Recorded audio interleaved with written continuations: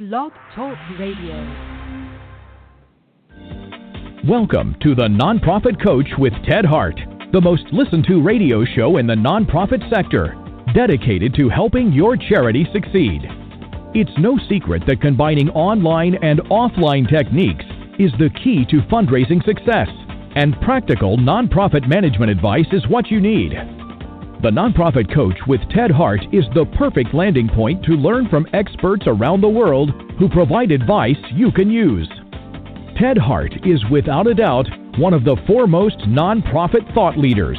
Also a successful author, his books range from successful online fundraising to expert nonprofit management.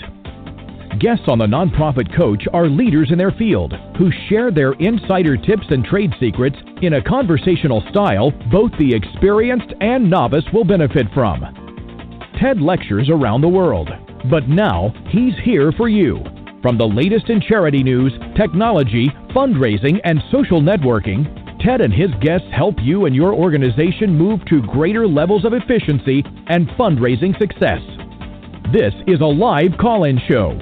Add your voice by calling 347-324-3080. After the show, you can find all our podcasts at tedhart.com. Click on Radio.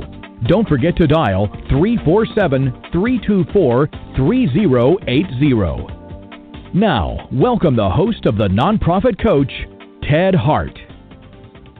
And welcome to this latest edition of the Nonprofit Coach. Thank you so much for joining us. As the announcer just reminded you, you can call in when we get to our Page 2 expert. That number is 347-324-3080. You can also join us over in the chat room, and I see some folks there. You can ask questions there. And we are live on Facebook, and you can find us at facebook.com/Ted Hart, and you're welcome to ask me questions there. As always, here on the Nonprofit Coach, we start with Page 1 News.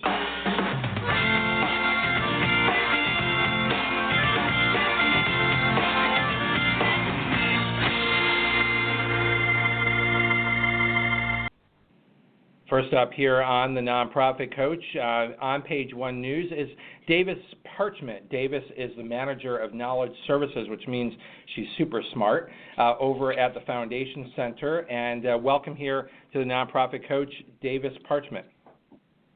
Thank you so much, Ted. I'm delighted to join you and to share with all of your listeners some really important information about the Get on the Map campaign, something that I'm sure is sort of trending on people's consciousness, but not necessarily entirely clear about what it is and how it benefits the sector, both the philanthropic side and the doer side, the nonprofits that are actually getting the work done. And since you have such a broad audience for the show, I thought it would be a great opportunity for us to shed some light on this.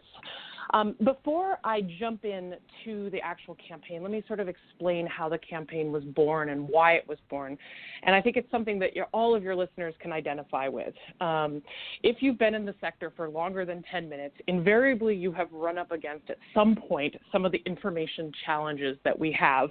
Think about sitting around a boardroom and saying, gee, I wonder who else is working on this, or I wonder who is funding people with disabilities in this rural community that we might partner with. I wonder how we might collaborate our funding a little better to tackle this particular issue area or to get our funding into specific regions beyond sort of the recipient information. And so I think that need that we have in our sector for information that is in near reasonable time, at least, is something that when we have those questions, we realize we have a lot of work to do to fill in that information infrastructure, because traditionally, the information that we have about the giving and the doing is tied to tax return forms, which are 2 years old and oftentimes aren't actually written with any idea that they would ever be used to track trends in funding or to identify where beneficiary populations are being targeted with grant making, et cetera, right?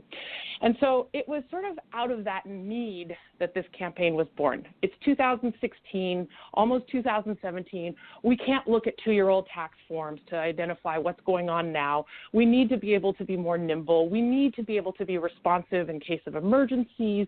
We need to be able to have a more coordinated effort in our work, especially as philanthropy is becoming more strategic. So if we look at that need, and everybody agrees to that need, there was sort of this question of, well, okay, who has a role to play in fixing this problem? And looking at that, obviously, we come up to the fact that foundations have to actually realize that they fundamentally are the source of the information on which we answer all of those questions. And I think that's a big piece that hasn't necessarily always become obvious, because foundations say, oh, we want to know what the trends in the giving are, or we want to have this access to this information, but it doesn't always point back to them being the source of the data. And then at Foundation Center, I think everybody here probably has a good enough sense about what we do, but just for those of you who might be tuning in for the first time, I mean, we are sort of the central repository. We're the data keepers. We're the nerds. We collect the data. We structure the data. We visualize the data. We analyze the data. We look, and we're approached by so many different audiences in the sector to help answer questions for the sector. So our role is to kind of be the data catcher, the data keeper, the data organizer, the data visualizer, the data analyzer. But we don't actually have the reach that we need, just because even though we have 450 locations around the country where we partner and we help share information and we help educate nonprofits, we don't necessarily have the reach that we would need to educate the funders and to encourage the funders to think about what data they should be collecting, what data they should be sharing in order to help make our sector come together a little bit more around this information infrastructure. And so it was sort of based on these opportunities that we realized, the forum, they have the reach, and they have the trusted network between the forum and their 34 regional associations to reach deep into the philanthropic community to help do this education campaign about what and how and when should you share data. But we had to make sure that it was something that was a win-win for everyone who participated. So we all have a role to play, but in order to recognize our role and make sure that everybody gained and benefited from that role, we basically created a campaign called Get on the Map. And it's very simple. It's the regionals encourage their members to share data with the Foundation Center using the electronic reporting standard, which sounds like I could get kind of data geeky with you. I'm not going to just this high level, but Davis, if I can just jump in a second. We have provided a link to Get on the Map, both on our Facebook page, facebook.com/Ted Hart, and it's also now added to this show on the podcast, so there's a link there as well. So anyone who wants to follow along with the information that you're providing, they can do that now or as they're listening to this podcast. So, Davis, go ahead. Oh, fantastic. Great.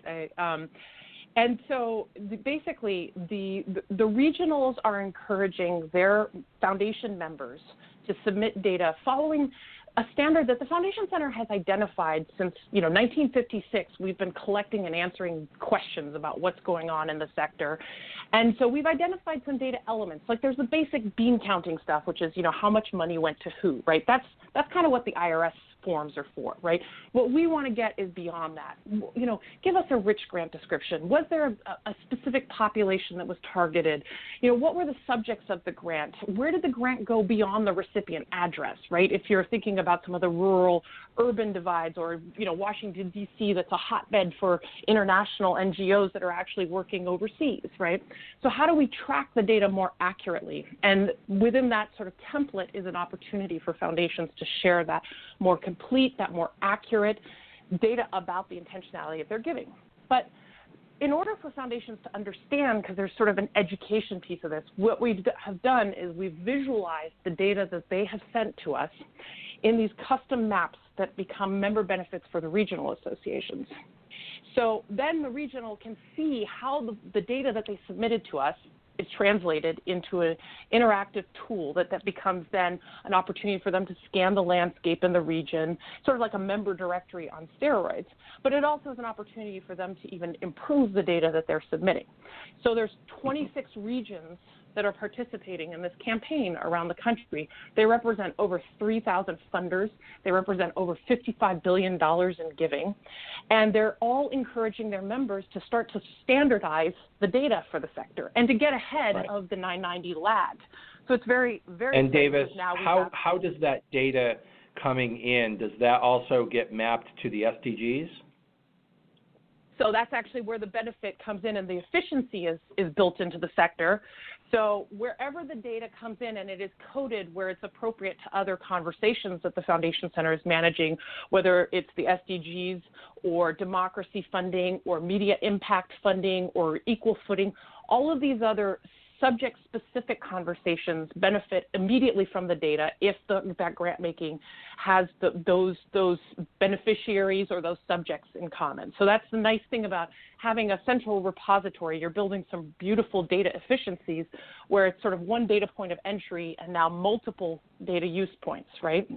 So that's a really exciting thing. And I think where I think some of your audience might be the most excited about that is that also translates into tools like Foundation Directory Online, where now grant seekers can go beyond sort of what the funder says they fund, which is, hey, we fund education, but they can look at 2016 grants that were specifically focused on education and see the subtext of the priority of the foundation. So they're not sending sort of the wrong applications at the wrong time for the wrong types of funding. They're really seeing the nuance of the priority of that foundation.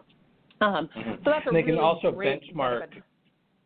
They can also benchmark their work against grants that are being made. So real live time, they can see what information foundations are looking for and what the trends are and what they're likely to be funding.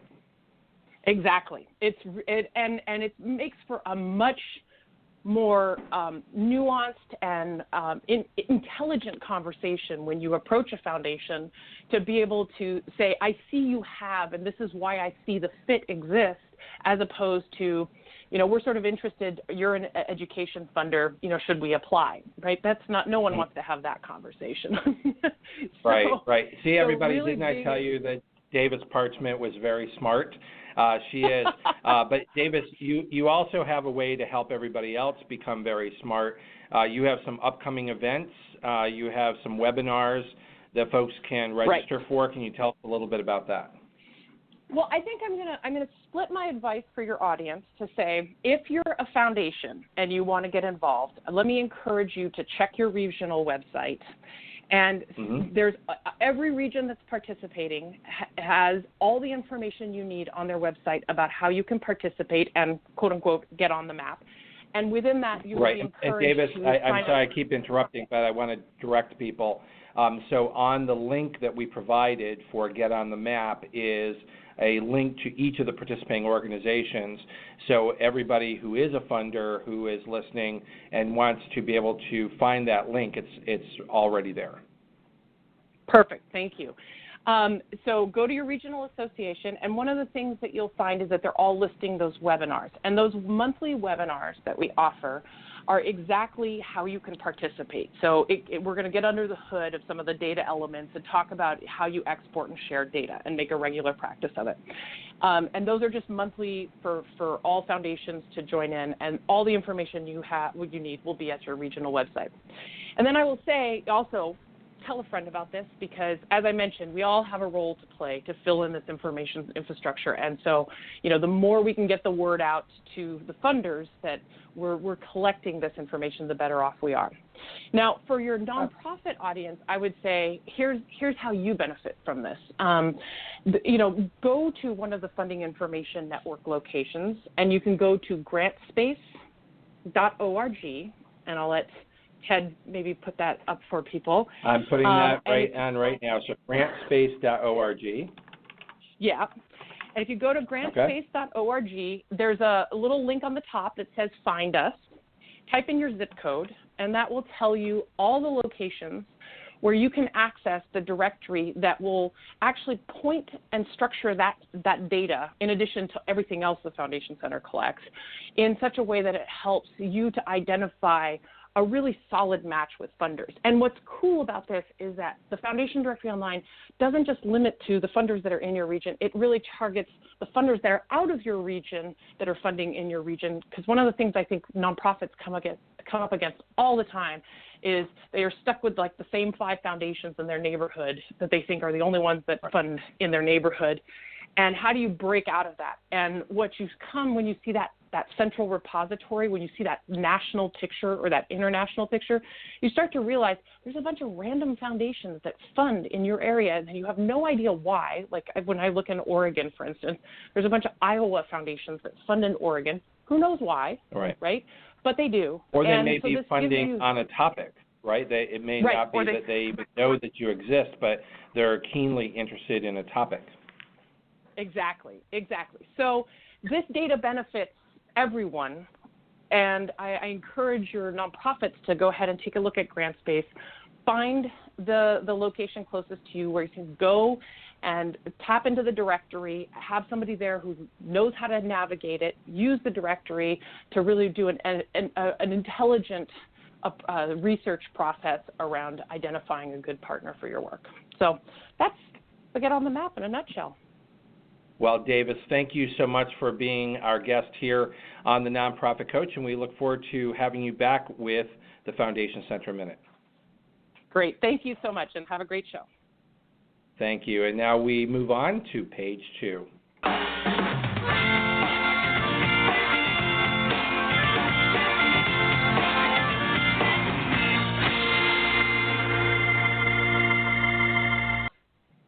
It is my pleasure to welcome here to the Nonprofit Coach Nathan Dietz, who is Senior Research Associate in the Urban Institute's Center on Nonprofits and Philanthropy. He has served as Associate Director of the National Center for Charitable Statistics and has led the Urban Institute's involvement in the Growth in Giving Initiative and the Fourth Sector Mapping Initiative. And of course, Nathan, that's what you're here for, is to talk to us about this new Giving USA Spotlight, benchmarking giving to human services. So welcome here to the Nonprofit Coach, Nathan Dietz. Thank you very much, Ted. Good afternoon, everyone. I appreciate the invitation and the opportunity to talk about this new initiative that we have underway. I think. As soon as I saw this, we knew that we needed to have you on our show. So our producer Diane Peach reached out to you to get you on here as quickly as we could. And this groundbreaking research is based on newly available data that shows the growth rate for charitable donations in the human service organizations. And so why don't you give us a starting point on what makes this groundbreaking, why is this so important, and then we really want to get into it because you've got tools and data that can be readily available, particularly at this important planning time of the year for human service organizations as they start looking at year end and then planning for 2017. Oh, that's true. I am now making that connection, but it is just about the end of the year, and I imagine a lot of folks in your audience are trying to figure out how they're going to close the books out for 2016. I should, as you suggested, I should probably start at the beginning and talk about the way that this initiative got organized. The Growth in Giving Initiative started off as a partnership between 3 founding partners, the Urban Institute, the Association of Fundraising Professionals, and our 2 organizations go way back, I think, and been working with fundraisers as well as with the nonprofit sector as a whole. But we got together with a donor software vendor firm that provides donor software called Donor Perfect. And the 3 organizations got together based on the idea that there was a lot of available data out there that fundraising software providers collected already and processed and had up in the cloud for their own use, for their own research use, that if we could just ask them nicely enough, we might be able to get these donor software firms to share data with researchers, especially us here at Urban, so that we could put together a publicly available database that could be used for research like what we put together this fall. And I'm skipping over a few years of work, hard work that went into talking with the donor software firms, trying to convince them to join up with us. But at this point, we've talked with just about every major firm in the sector, plus some that probably wouldn't qualify as major. And we have contributions of data from several firms going back, in most cases, at least 10 years, back to the mid-2000s. We have data from over 11,000 organizations. And most importantly, I think we have data at the gift transaction level. That is just an individual donation of money from an individual donor to a specific organization. We have 120 million gift transactions in our database and counting. So that's kind of a short history a powerful of the Growth and Giving Initiative. Sure is, yeah. It's a powerful data set. Yeah. It's I think one thing that everybody's pleased with, I think, is not just the sheer size of the database, because if you're collecting all your data from one organization or one group of organizations, then that's useful, that's important, but it's not as useful as if you have something like coverage of the entire sector. Before we published anything, we went to work with the folks from the Lilly Family School of Philanthropy at Indiana University, who we work with on many projects, actually. But we asked for their help in helping us ascertain how representative our data were. And we were pretty pleased with what we found. We did some of this work on our own, and we discovered that we had pretty good representation of much of the nonprofit sector. If you use the NTE codes to classify nonprofit organizations, we have our data is pretty representative of the sector using NTE codes to split it up into subsectors. We don't have great coverage for the very largest organizations, especially the bigger hospitals and the major colleges and universities, nonprofit colleges and universities. But we have pretty good coverage almost everywhere else, especially for small and medium-sized organizations. And that's really nice because in certain subsectors like human services, many of the organizations that are most active in communities aren't gigantic. That doesn't mean they don't have big impact, but they're just not very large sized.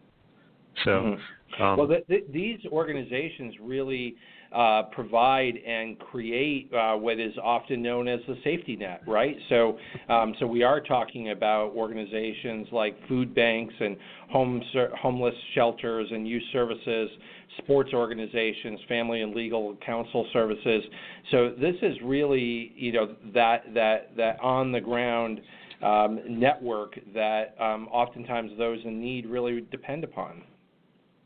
Absolutely. I think, but some of those organizational types that you mentioned, like sports organizations, you might not call them kind of urgent care or crisis-oriented type of social services, but most of the ones that people think of, when you think about nonprofit organizations, if you have this image in your mind that primarily they respond to pressing community needs, then I think most of the organizations that come to people's minds would be located in this human services subsector. And so right. that's and in that just to set this up so that people know, because we have all sorts of different listeners, and so what segment of the nonprofit community are we targeting in our discussion today? Correct me if I'm wrong, but they comprise about 35.5% of all public charities in the United States, but received just 11.7% of all charitable donations. So that the disparity there doesn't seem to really speak to the point that you're making is when you think of charitable and you think of those in need, these are sort of the organizations that you might have in mind. Absolutely, yeah. When you, it's funny when you mention the biggest part of the subsector. It depends on how you're measuring size. There are more human services, pardon me, organizations than there are of any other type, but most of the money does not go to human services organizations. There are a couple of subsectors that take in more funds from all sources, and there are a lot of other organizational types that do more programming than human service organizations, measured in terms of expenses. But right. and there are many, I think, subsectors that take in more funds from private donors than human services organizations. But I think even that fact just is a good reason to shine the light on these organizations. They're everywhere. Right, and that's what your report does, is really shine the light on the work that they do, but also this sort of disparity in giving. Nathan, if you don't mind, I do like to attend to questions that come in, and if you don't mind, I think Davis Parchment is still on the switchboard here. Davis, are you still with us? I am. Okay, if you don't mind, I'm going to pull you both in, both Davis and Nathan. We do have a question that came in from Michelle Berard, and I'm not quite sure who it was due to because it's sort of, Michelle, thank you for posting your question, but it kind of came right in between the two segments. So she asks, how do you deal with the give where you live aspect? I live in a very small state.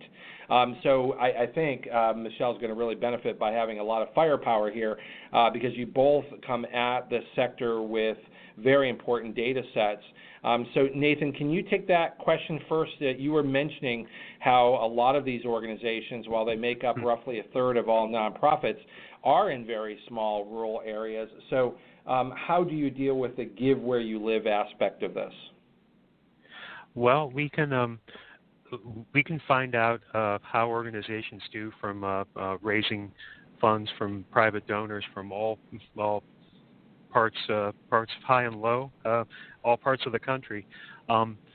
We're actually not able to directly deal with the question. I think as Davis's data is, we can't figure out where the donors are located. I think that the information that we get from the donor software firms gives us the location of the destination organization, where they're headquartered. So with your data, so if we look at this from two different sides, and Davis, thank you for staying on with us here. But for your information, Nathan, where Michelle can come at this is benchmarking against other organizations that are maybe in similar sized communities. So Absolutely. as you said, you're able to benchmark to the charity, but Davis, you're able to give some insight into institutional donors who are then supporting smaller organizations. So sort of two important pieces of the pie, right? So Davis, tell us how you would come at this question. How do you deal with the give where you live aspect? I think that is where our information infrastructure has struggled the most, especially when where you live is small and has smaller foundations and smaller giving, because where the foundation centers has traditionally, just because of the sheer volume of data that exists out there, we have had to focus on the top 1,000 foundations when we're culling through their 990s and coding that data. And one of the great benefits of the Get on the Map campaign is actually that we're getting at that data from the smaller foundations in the smaller communities that are giving locally, and they're putting nuance to that giving, right? They're explaining that giving. So if there's no guesswork for the foundation center to wonder, looking at a 990, for the library project, what does that mean? And they're really giving us some texture. And so I think what's happening is the picture is sort of emerging. Now, to answer your question, dealing with it, I have to say, we part of the incentive structure of the philanthropic sector is that we can't direct where people give their money. I mean, that's their discretion to give their money, but we can encourage them, and I think where we can encourage them is using data to show where differences are being made and where emphasis where there is need, where there are gaps, and where there is opportunities, and where there is momentum. And so that's, I think, how we deal with it is education. And within education, we need information. And so that's kind of how we're dealing with it, is we're trying to surface the picture so that you can say, wow, in Oregon, there's 3 counties that didn't receive any money, right, around this issue. Exactly. And that's the beauty of today's show, is having both Davis and Nathan here, both looking at opposite ends of the spectrum, but both very, very important. And as you're pointing out, Davis, we're just now starting to get enough data to see where those gaps are. So maybe to Michelle's question, her frustration, she says, I live in a very small state. So, and most likely, probably in years past, even in months past, completely forgotten in sort of this framework of data collection. But now your initiative, Davis, and the work that Nathan, you're doing, is starting to now get to a richness of the data that we're able to see where sort of those funding deserts are.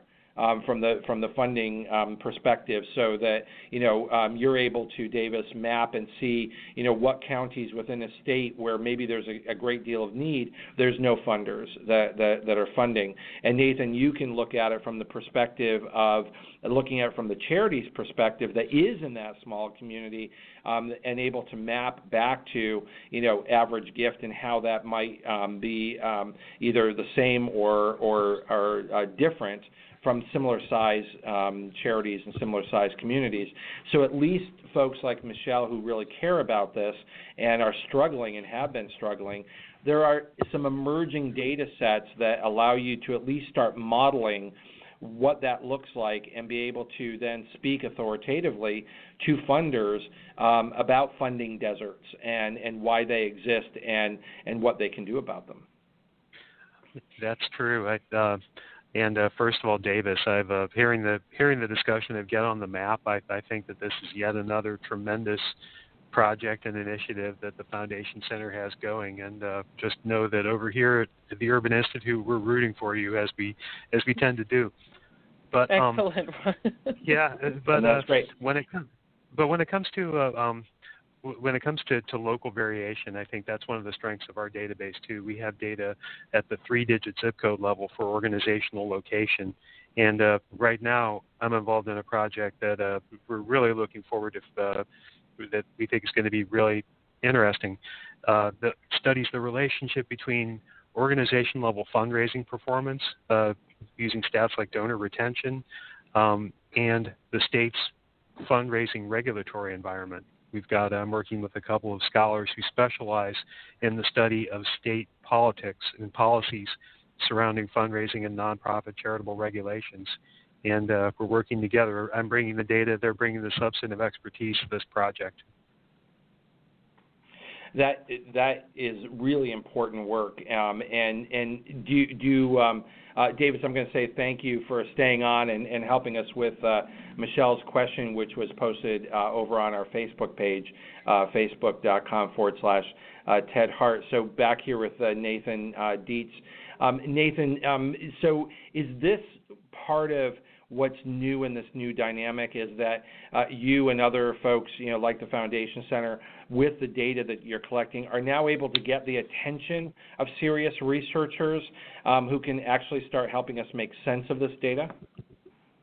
Well, we've been lucky. I think especially we who've worked for the National Center for Charitable Statistics, NCCS, we've been lucky to have had great relationships with pretty much all the major researchers in the field who study nonprofit finance because of the work we've done and been putting together data sets for researchers to use from the 990s and all the flavors of the 990. But we agree completely with Davis that the limitations of the 990s, it really doesn't take long for those to smack you right in the face and and make you realize it's really way too limiting. But you're bringing a whole new level of data, which is not at all available in just a review of the 990s, where you're now able to map and start looking at things like average gift amount and overall donor retention and repeat donor retention and giving by gift size. I mean, that's very rich modeling for any organization of any size. Absolutely, yeah. I mean, it's useful for organizations. Researchers are doing cartwheels and just hoping that counting the days until they get access to the publicly available version of our database. But I think you raise what I think is one of the motivating factors behind our entire initiative, which is that we're producing this data. We're producing the data and producing these reports primarily to benefit nonprofit organizations and fundraisers. Fundraisers, I think, can learn from looking at more benchmarks, I think, than they ever have access to, data from more benchmark organizations that they can use just to learn what the fundraising environment looks like in a larger space than they normally operate in. Organizations can learn the same thing, but organizations can actually use a tool that we've developed that's a little older than the Growth and Giving database, actually, but is at least as useful for an individual organization. Organizations can use a tool called the fundraising fitness test to flow in their own data that they've collected from individual donors and data on gifts, and calculate these statistics on their own automatically. So it's a great way for them to learn, for organizations to learn, no matter how small they are, how they stack up against their peers. Mm-hmm. Nathan, I'm going to ask you to hold right there because I do want, when we come back from a very quick break, I do want to ask you to get in a little bit more in depth to that fundraising fitness test and what our listeners can expect to get from that if they use that fitness test, because that's a free tool that is now available. So we want to make sure that our listeners are able to avail themselves of that, and we will be right back. Have you ever wished you could take back an email you sent to the wrong person? Or have that nagging feeling that your confidential message was forwarded without your consent? Do you sometimes email sensitive data even though you know most email is insecure? And we all have, because we're busy, and because in the world of email, there are no takebacks. Until now. Introducing Virtru, the simple way to send and receive secure email with confidence. Virtru is easy to install and use, and it works with your favorite email programs like Gmail, Outlook, Yahoo, MacMail, and more. When you hit the Send Secure button, your email is encrypted before it leaves your computer or smartphone. And even better, you can revoke a message at any time. You decide whether a message can be forwarded by recipients. You can track where your message is forwarded, and more. Download Virtru today and start sharing with confidence, because everyone deserves digital privacy and security without hassle. Remember, our podcasts and archives are always available 24 hours a day at tedhart.com. Click on Radio Links. If you're listening live today, the phone lines are open. Call in and ask a question by dialing 347-324-3080. Now, back to the Nonprofit Coach with Ted Hart. And we are back here live with Nathan Dietz. He's a senior research associate in the Urban Institute's Center on Philanthropy and Nonprofits and Philanthropy. Nathan, before we went on that break, I was asking if you could give a little bit more insight for our listeners in this fundraising fitness test and what can they expect to get from that. I'd be happy to. I think the fundraising fitness test is the product, and I think one of the prize creations actually of my colleague Wilson Levis, who has devoted his life to the study and No, that's not true. He hasn't devoted his life to the study of the nonprofit sector. He's devoted his life to the improvement of the nonprofit sector. He was instrumental in the creation of Form 990. He has done a lot of work to help organizations on using tools like the Unified Chart of Accounts, helping organizations keep better track of their finances to make reporting easier. But he is the architect and the owner and sole proprietor of the fundraising fitness test. What the fundraising fitness test allows you to do as an organization is just if you collect just a very few data points about your about the contributions that your donors make, all you need is unique donor identifiers, just that are time consistent, so that you know that donor 25 is Jim Green at every point in time. You need that information for every gift, plus the amount and the date of all the gifts that are made by your donors. If you have that information, as far as you can just upload it straight into a fitness test web file that's available on the website of the that's a web page that's on the AFP website. The page and Nathan, is actually. Just to let you and our listeners know, that is now posted on our Facebook page, the link to where you can find the fundraising fitness test. And when you get there, you're downloading an Excel file that you then enter data in. So, Nathan, if you would let our listeners know, once they have that file, what do they do and what's that going to tell them?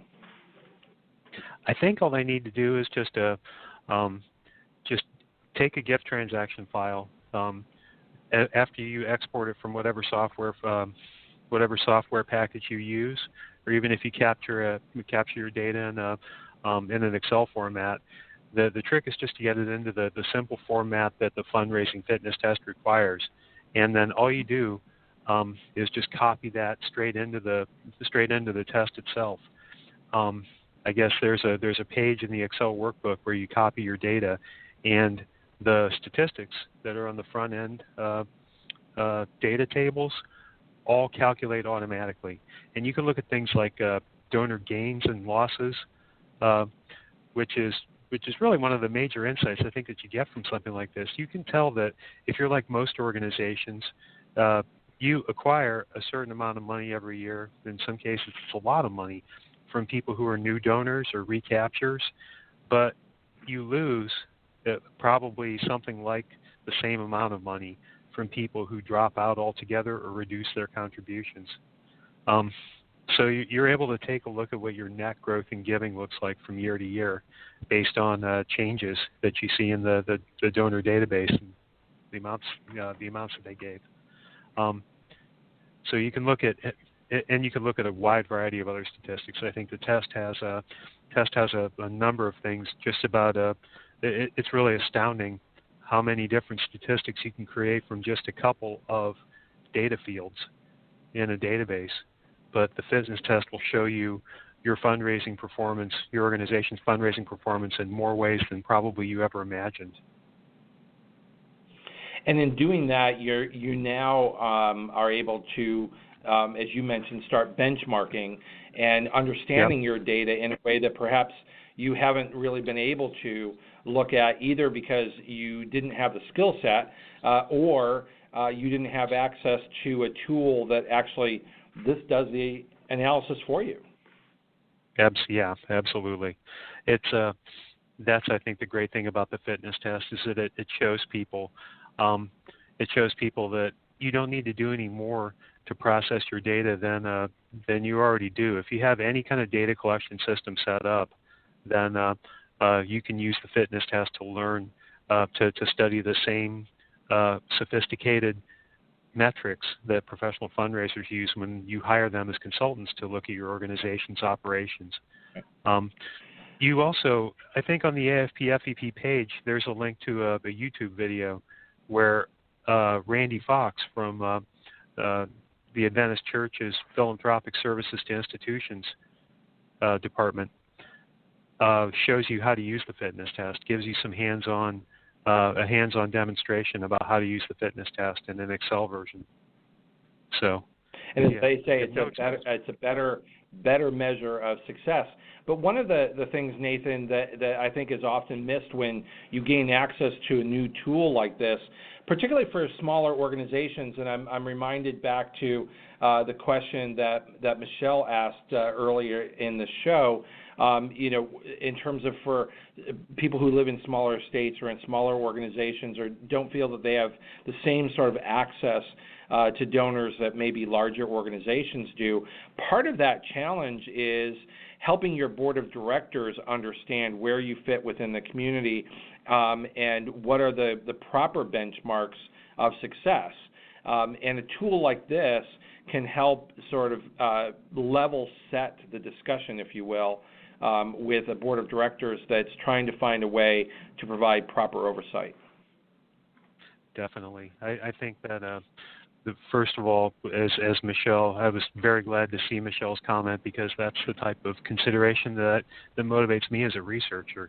Too much, especially it seems like in fundraising, so much attention is paid to the giant organizations and how much money they raise that the smaller organizations, which are far and away the majority, don't get anywhere near the amount of attention they deserve. Not from people who are trying to say something that summarizes the impact of the nonprofit sector, and not even from researchers. So I'm glad that we're able to do this for organizations that are small or located in less populous areas. So. Yeah, and that's not to say that this isn't available and of use to larger organizations, but right. on this show right. we always try to help those who don't have the resources, but oftentimes are part of that social safety net where they really are dealing with human suffering and human need in a very real sense on the ground, and oftentimes are struggling to make payroll and to pay for what they need, while at the same time, when, for instance, coming out of the Great Recession, these organizations were even more stressed because people they weren't used to seeing or people who weren't used to being in need suddenly were in need at the very time that these organizations were not seeing a big uplift in their own donations. That is, if you take a look at the actual results that we have highlighted in our spotlight here, I think that's one of the things we're able to show. We're really lucky. I think that that one of the major benefits of using the data that we use is that it does go back a couple years before the recession was said to have started. So we're able to look at fundraising history for human services organizations as a whole, going back before a couple years before the recession and through today, which is several years after the recession's ended. And I think you do see that. You see what organizations did during that period when they were all of a sudden faced with meeting so many more community needs, delivering services to so many more people in places, without seeing any more money coming in by and large. I mean, the Recovery Act did give some large organizations additional money to take on additional clients or deliver more services, but your listeners probably know this better than me. Most organizations didn't get anything like that in terms of help. Right. And I think what you see when you look at the statistics is that human services organizations have actually made it through that period. They haven't just survived; they've really thrived, and they're right. catching up with other organizations in some key metrics like dollars per donor or donors per organization.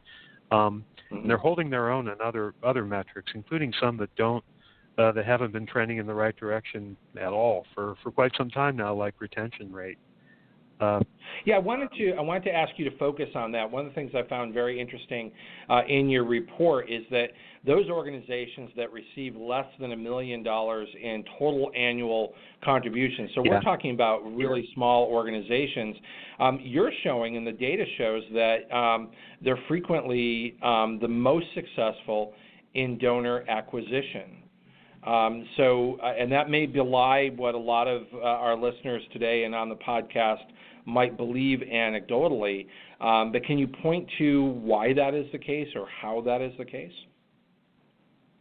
Yeah, that's something that that's something I think that surprised a couple people. I think that because when you think of donor acquisition, you think that you think about the fact that so many organizations place so much emphasis on it that for a lot of organizations, it's really the key to growth is to bring in new donors.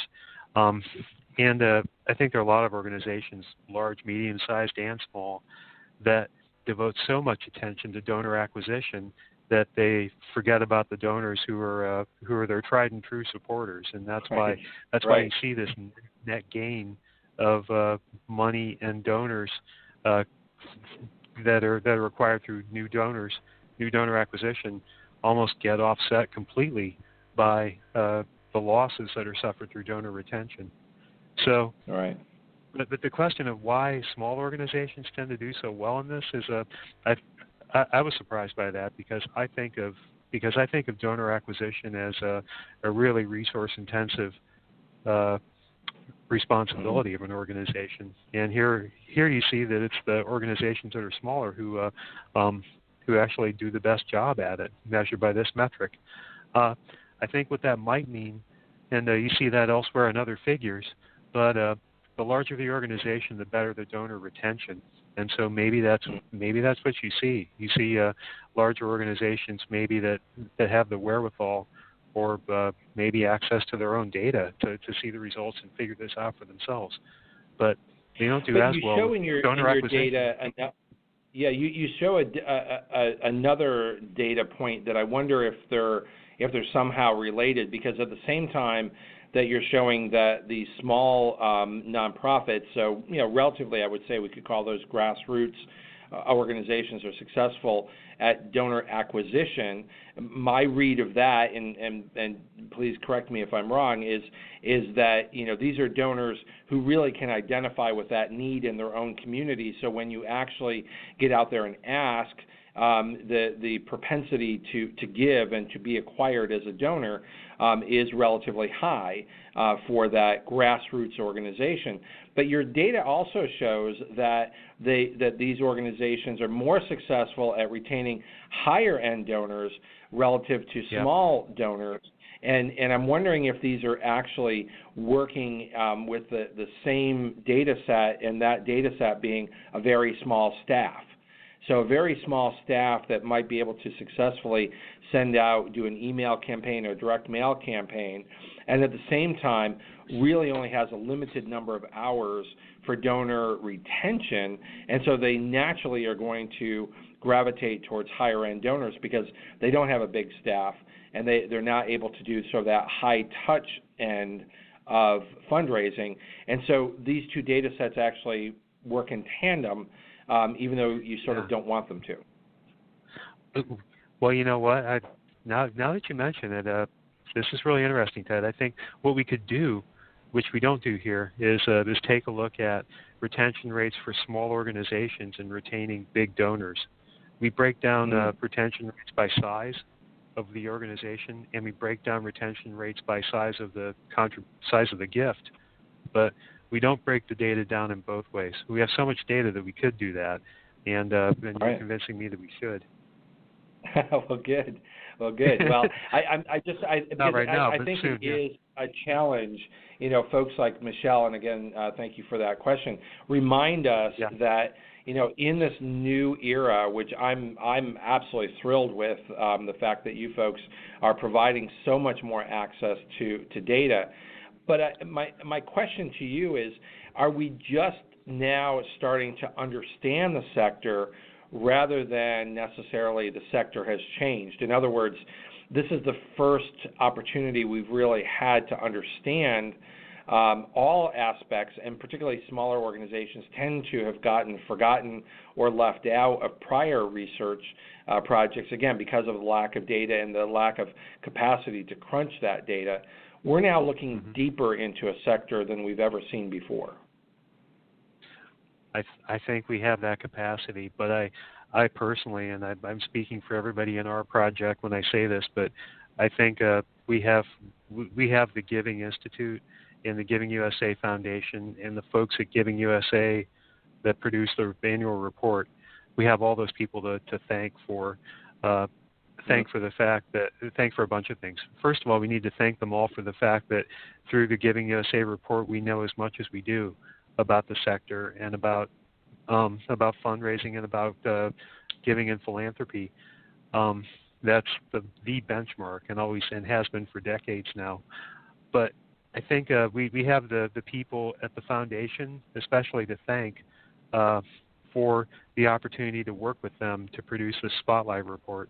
I think that what they saw was that we had a project that had the capability of teaching their readers, teaching their core audience something that they didn't know before about how fundraising works in America, and we wouldn't have been able to talk directly to their audience without their help. So through working with them and through working with the folks at the Lilly Family School who put the annual report together, I think we're talking more about how to bring the data and the potential that our data contain into this larger enterprise of trying to talk about philanthropy and giving in the USA. So you're right. I think it's we feel like we're the opportunity to do this is coming along right in time for us because we're probably newly capable of taking on a responsibility like that. But we've been very lucky that we've been met halfway by the people who really have been turning out the industry standard in terms of research on philanthropy for a long time now. And it's great to be working with them. Yeah. Yeah, so we only have a couple minutes left here, so I'm wondering if you can give us your very best advice for all of our listeners on how they might use these tools and this data to affect year-end giving and to plan for the new year. Yeah, no, happy to.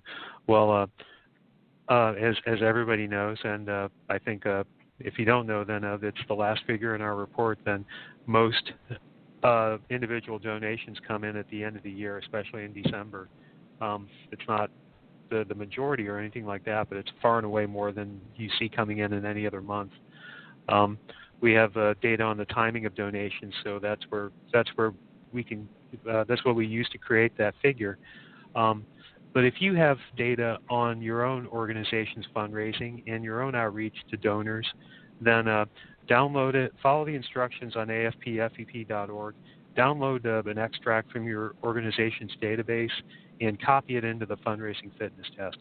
Take a look for yourself at the stats that come out, and compare them to the results in our tables. You can see for yourself just how your organization, your own individual organization, stacks up against the rest of the sector.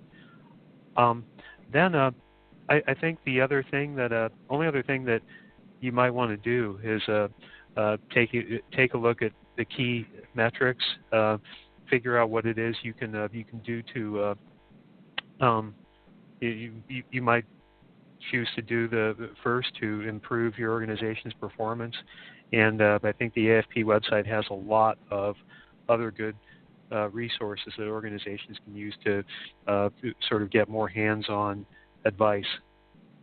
And again, we've provided that link over on Facebook, and that link has also been provided to the podcast website as well. Great. So you can link right there to find those tools. Final thing, Nathan, how can our listeners contact you if they wanted to contact you regarding your research and your work?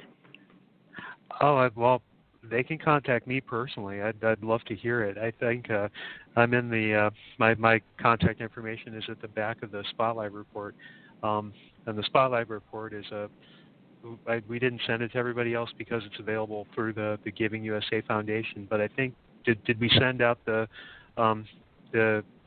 story from the Nonprofit Quarterly? Mm-hmm. Okay. Yeah. Well, that's got more background information about the report. Your listeners could get a hold of me anytime by email. My email address is ndietz. That's NDIETZ @urban.org. And Nathan Dietz, thank you so much for being my guest here today. Really important research, benchmark report. Really sort of turns popular thinking on its head with data to back it up, and provides tools that our listeners can actually use this data to the benefit of their organization. So again, Nathan Dietz, thank you for being my guest here on the Nonprofit Coach. I appreciate the opportunity, Ted. Thank you very much. You've been listening to the Nonprofit Coach Radio Show with Ted Hart. Tell all your friends to check out our production schedule and download our iPod and iPad-friendly podcast at tedhart.com. Thanks for listening to the Nonprofit Coach.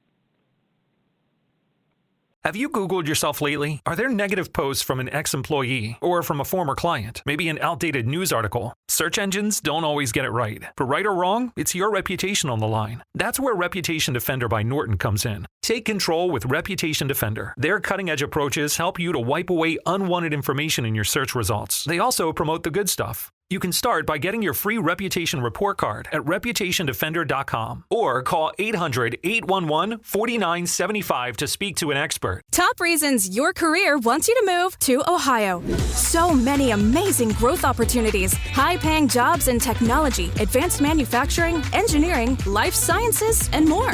You'll soar to new heights, just like the Wright brothers, John Glenn, even Neil Armstrong. Their careers all took off in Ohio, and yours can too.